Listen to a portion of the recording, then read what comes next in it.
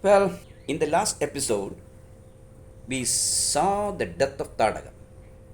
Tadaga, the word comes from the word Tadanam, which means using force, cruel physical force to achieve something. And that's what Tadaga did. And Tadaga is nothing but ignorance. Ignorant people use physical might to destroy other ideas. Conversion. They may even convert people to their religion using physical force with swords because that's ignorance. Ideas cannot be conquered by physical force. Weapons fail before the pens and tongues. So, they are moving forward. And now they enter into another forest. When they were walking through the forest, Sri Rama had a feeling that something is wrong in that forest. Usually, walking to the forest is a very interesting thing because there will be the chirping of the birds, the animals moving, and the wind. So, it's really wonderful to walk through a forest. But here, it's not so. The wind is not moving. The bushes, they are not dancing. The flowers are not blooming. Everything stands still. Then Rama asked Vishwamitra, Maharshi, is there something wrong with this forest?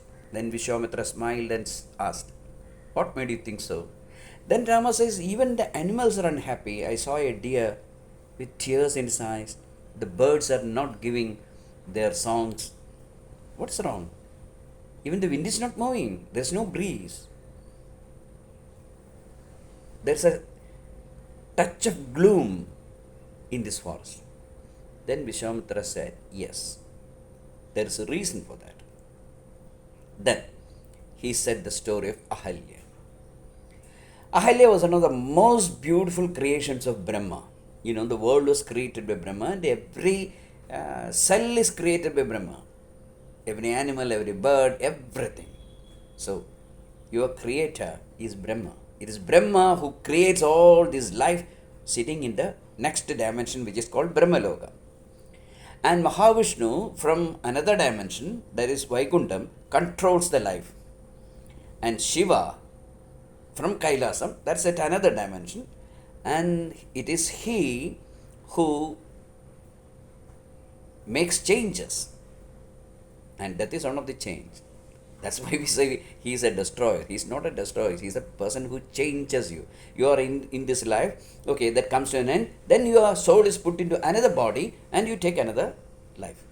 Punarapi jananam, punarapi maranam, punarapi janani jataresha nama Shankaracharya says. You have to take birth again in the womb of a mother. Right?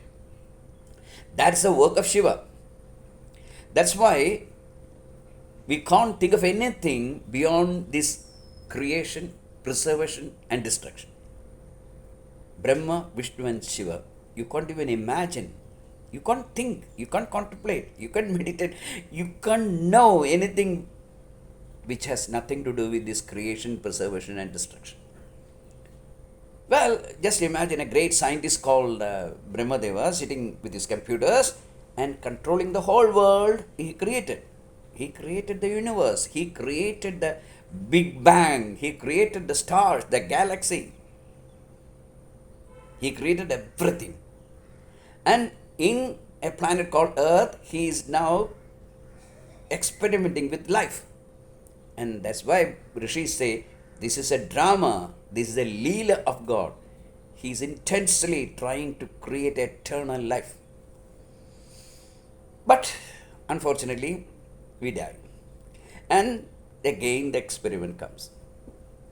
It is very interesting to know that we are all great scientists who have come from another world to this earth.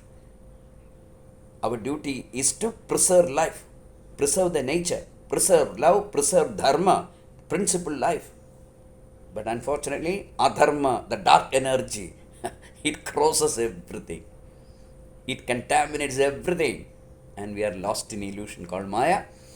And rishis and great people or great scientists who come to this earth with the realization that this body is nothing but a spacesuit, and your brain is a computer with a mind, a software called mind, and we all are avatars who have come to this earth, but only a few realizes it. Sri Krishna had a realization that he is the avatar of Mahavishnu, and Sri Rama had the consciousness even from the very birth. But we don't.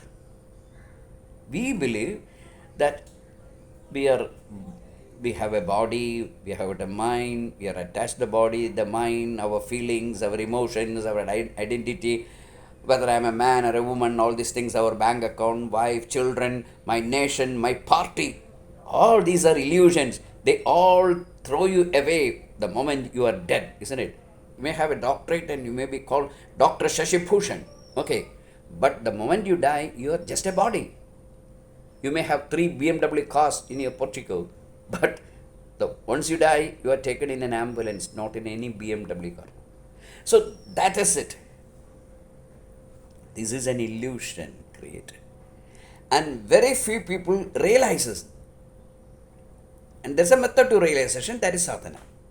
But unfortunately, we are attracted so much by our great passion for materialistic pleasures, our great passion for love, great passion for sex, for making money, importance, fame, all these things. We identify with these things. Just like a Ravana having 10 heads, isn't it? And we lose our real nature. We fall in the clutches of Maya. Just like Shelley has said, falling on the thorns of life, I bleed, I bleed, I bleed. That's why we are unhappy. Actually, there is no reason why you should feel unhappy. Once you are totally detached to the body, you don't care a fig whether you die or not, whether you live. And if you know that you had hundreds of lives before, why you worry so much about your life in this life? Why are you so much attached to all those people who say they love you so much? We know that these are all great souls who have come from another dimension, and that's called Brahma. Well, Brahma is creating the whole world and he is experimenting with it. Every second there is an experiment. Millions and millions of cells are born, millions of cells die.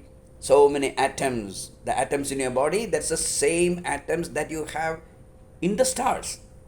That's the greatest invention. There's a greatest discovery of science in the 20th century. That the same elements that I have in my body, that is found in the stars itself. It's not completely different. It shows that there's a pattern of development, isn't it? There's a methodology, there's a pattern. Well, Brahma created a beautiful, absolutely beautiful girl called Ahalya. Ahalya, the word means a beauty which is not even a single spot of ugliness. Purity, totally pure, pristine. That's called Ahalya. She was such a beautiful girl. And Brahma had a son, a spiritual son called Gautama Maharshi. And Gautama Maharshi got married to Ahalya. And they were leading a spiritual life in a forest. Then,